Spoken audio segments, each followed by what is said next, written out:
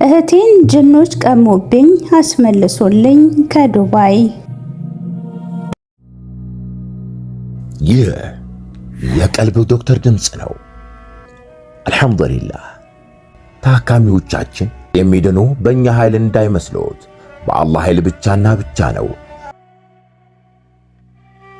ከቀልብ ዶክተር ዓላማ ውስጥ የአላህን ተአምር ማንገስ ዋነኛው ነው። በየጊዜው በቀልብ ዶክተር ታክመው መዳናቸውን ማመን እስከሚያቀታቸው ሲቃይ የተናነቃቸው ሲገልጹ የአላህ ተአምር ምን ያህል የገዘፈና ግልጽ እንደሆነ ያሳየናል። ከህመም ወደ ጤነኝነት፣ ከጭንቀት ወደ ደስታ፣ ከጨለማ ወደ ብርሃን፣ ካላሰቡበት ወደ ስኬት የደረሱት በአላህ ተአምር ቢሆን እንጂ።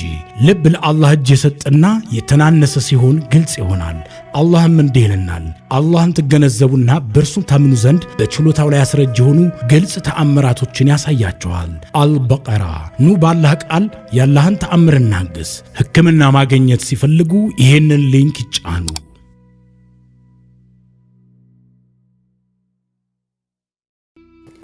አሰላሙ አለይኩም ወራህመቱላሂ ወበረካቱሁ። ውድና የተከበራችሁ የቀልብ ዶክተር ቤተሰቦቻችን እንደምን ከረማችሁ?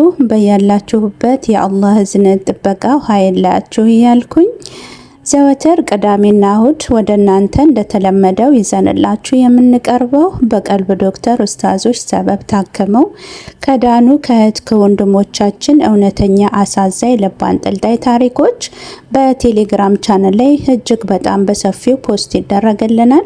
ከዛ መካከል እንግዲህ እጅግ በጣም ልብን የሚነካ የእህታችንን ተከታታይ ክፍሎች ታሪክ ይዤላችሁ እየቀረብኩ ነው። እንግዲህ እህቴን ጅኖች ቀሙብኝ አስመልሱልኝ የሚል ርዕስ ነው። በጣም የሚያሳዝን በጣም የሚያስተምር ብዙ ትምህርቶች የምናገኝበት ታሪክ ነው ሀቂቃ።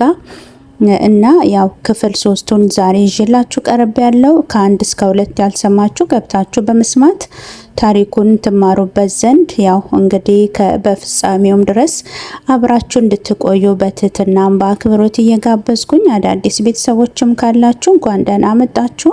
ቻናሉን ሰብስክራይብ በማድረግ የደወል ምልክቷን አንድ ጊዜ ብቻ በመጫን ቤተሰባችን ሁኑ።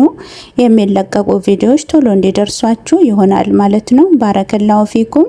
እስከ ፍጻሜው መልካም ቆይታ።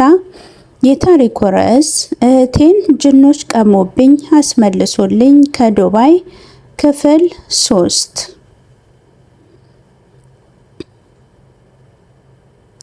ማንም ሰው የሌለበት በረሃ ላይ ነበርኩኝ። አላውቅም ለስንት ቀናት በረሃ ላይ እንዳደርኩ። የለበስኩት ልብስ እንኳን እስኪበጣጠስ ድረስ አሸዋ ላይ ስንከባለል ሲወስደኝ ሲመልሰኝ ቆየሁኝ። አንድ ቀን ሀገሬ የደረስኩኝ ውሃ የጠጣሁም ይመስለኝና ስነቃ ለካንስ እየቃዠው ነው። የሱ ታሪክ አፌን አስከፍቶኝ ተቀምጫለሁ። እየሰማሁት ካሁን ምን ይገጥመው ይሆን እያልኩኝ ነው። ታሪኩን ቀጠለና አንድ ቀን ደግሞ ጀሃነም ውስጥ የገባሁ ይመስለኝና ከዛ ሀያት ለመውጣት ስጥር ስነቃ ቅዠት ላይ ነኝ። በዚህ ሁሉ መሃል ስር እያለሁኝ ግን አንድም ቀን እዚህ እሞታለሁ የሚል ፍርሃት ውስጤ የለም። ብቻ የቀኑን ስቃዩን ማብቂያ ጊዜ ነው የምጠብቀው። መተን እንወስድሃለን ያሉኝ ጓደኞቼ ለካ እዚሁ ለጥንብ አምሳ ሊተውኝ ነው እያልኩኝ አስባለሁ። በቦታው ላይ የሚያንጃብበኝ አሞራ እንኳን የለም። ይሞታል፣ ሲሞት ስጋውን እንቃመሳለን የሚሉ አሞራዎች እንኳን በሌሉበት ሁኔታ ውስጥ ነው ያለሁት። ከምንም በላይ ሰውነቴ የሚያቃጥለኝ የውሃ ጥም ነው። 4ኛ ቀን ላይ ግን ምንም መራመድ አልቻልኩም። ተኝቼ ልበለው ሰውነቴ አቅም አጥቶ ተንጋልዬ አይኔን በእጄ እየሸፈንኩኝ ወደ ሰማይ አያለው። በዚያን ዕለት እዚያ በረሃ ላይ ተክል ዛፍ ቅጠል የሌለበት በረሃ ላይ ዝናብ ሲጥል አስቤው እስኪ። እዚያ ቦታ ላይ ዝናብ ለ30 ለ40 ዓመታት አይጥልም። ያኔ ግን ሲጥል ራሴን ማመን እስኪያቅተኝ ድረስ በቃ አንደኛ ቅዠት ይሆናል ብዬ ተውኩት።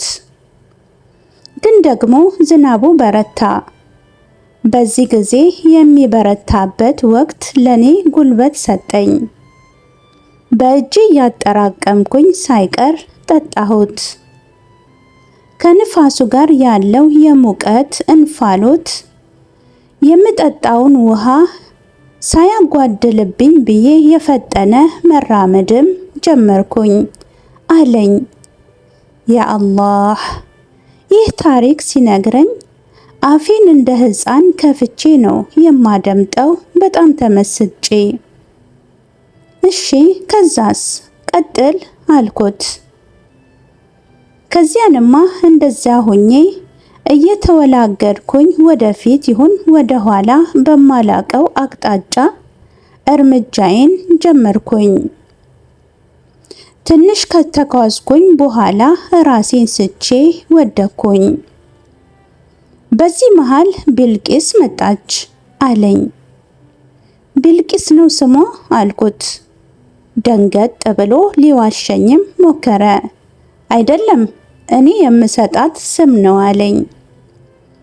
ግን ቢልቂስ ለየት ያለ ስም ነው፣ ለማንም ሊሰጥ አይችልም፣ ስሟ ቢሆን እንጂ ብዬ ወሰንኩኝ። ወደ ታሪኩ ተመልሶ እዚያ ራሱን ስቶ በተኛበት ሁኔታ ስትመጣ የሷ የልብ ምት ለኔ ይሰማኝ ነበረ አለኝ። ልቧ ሲመታ ይሰማኛል። እኔ በዚያን ሰዓት በቃ ሞት መላይካ ነው የመጣው ብዬ የምሞት መስሎኝ ነው ራሴን የሳትኩት። ይሁንና ከቀናት በኋላ ስነቃ እዚያው እርሷ ጋር ቅድም የሄድንበት አካባቢ በሚገኘው ዋሻ ስር ነው ራሴን ያገኘሁት አለኝ። ያ አላህ! አፌን እንደከፈትኩኝ ያደመጥኩትን አጂብ የሚያሰኝ ታሪክ እንዲቀጥል እሺ ከዚያስ አልኩት። በቃ አለቀ አለኝ። ከዚያ በኋላ ያለውን ምንም ነገር መናገርም አይፈልግም። ይሁንና የነገረኝን የነገርኳቸውን ታሪኮች በሙሉ ሌላ ጊዜ ስጠይቀው ደግሞ ቅብጥርጥር ያደርግና ሌላ ታሪክ፣ የማይገናኝ ታሪክ ይነግረኛል። በቃ ግራ ተጋባው። ምኑን እንደማምን እስኪጠፋኝ ድረስ ሁሌ ማታ ላይ ብጠይቀውም ይለውጠዋል ታሪኩን። አረ ምን እሱ ብቻ ስለ ሌሊት ጓዶች ታሪክም ስለ ሩሃንያዎች ታሪክ ብዙ ያውቃል። ምሽት ላይ እንጨት እያነደድን ይነግረናል። አንድ ከነገረን ታሪክ ውስጥ የማስታውሰውን ላጫውታችሁ። ሱሪያ የምትባል ሩሃንያ ነበረች። እርሷ በጅኖች ዓለም ውስጥ በጣም ታዋቂ አስማተኛ ናት እና በጣም ነው የምታምረው። የተንቆጠቆጡ አልማዞች፣ በጣም የሚያምሩ ቀንዶች ነበሯት። አዎ እነርሱ ዘንድ ሩሃንያዎች ዘንድ ቀንዶች ልክ የሰው ልጅ እንደ ፀጉር ናቸው። እናም ሱሪያ በምትኖርበት ጊዜ ወደ 7 የሚጠጉ ቀንዶች ነበሯት። በጣም ውበትን የሚያላብሷት፣ ታዋቂነትን የሚሰጧት። ይሄ ታሪክ ክፍል 4 ይቀጥላል። ክፍል 3ን እንደሰማችሁት ነበር። በጣም የሚያጓጓ፣ የሚያስተምር፣ አጅብ የሚያሰኝ ታሪክ ነው። እንደ እህታችን ሁሉ እኛም ጓጉተናል። በቀጣዩ ታሪክ ክፍል እስክንገናኝ ድረስ ስላዳመጣችሁኝ ከልብ እያመሰገንኩኝ በሲህርም በጅንም በአይንና ስም ጥቃት ለደረሰባችሁ በሙሉ የቀልብ ዶክተር የቴሌግራም ቻናል ላይ በማምራት ኡስታዞችን በማማከር ሕክምናችሁን በአላህ ቃል በረሱል ሰለላሁ ዐለይሂ ወሰለም ሱና መንገድ ብቻ እንደምታገኙ ከወዲሁ ልገልጽላችሁ እወዳለሁ። በድጋሚ ስለተከታተላችሁኝ አመሰግናለሁ። ወሰላሙ አለይኩም ወራህመቱላሂ ወበረካቱሁ። እንኳን ወደ ትክክለኛው የአፍያ መንደር በሰላም መጡ። የቀልብ ዶክተር በሲህር በጅን በአይንናስ እንዲሁም የስነ ልቦና ጫና የደረሰባቸው የሰው ዘር ፍጥረታት በሙሉ ታክሞ የሚድኑበት ነው። ሕክምናው በቁርአን፣ ሕክምናው በአስካሮች፣ ሕክምናው በዱዓዎች በሰደቃ የሚካሄድ ሲሆን ነቢያዊ ሱናን በተመረኮዙ እጅግ ጥበብና እውቀትን ባካበቱ የሩቃ ዶክተሮች ይታከማሉ። እወቁ፣ ሕክምናው ሸሪዓዊ ብቻ ነው። አያምልጦት፣ እድሉን ይጠቀሙ። ባሉበት ሆነው ራስዎን ያክሙ። ሕክምና ማግኘት ሲፈልጉ ተከታዩን ሊንክ ይጫኑ።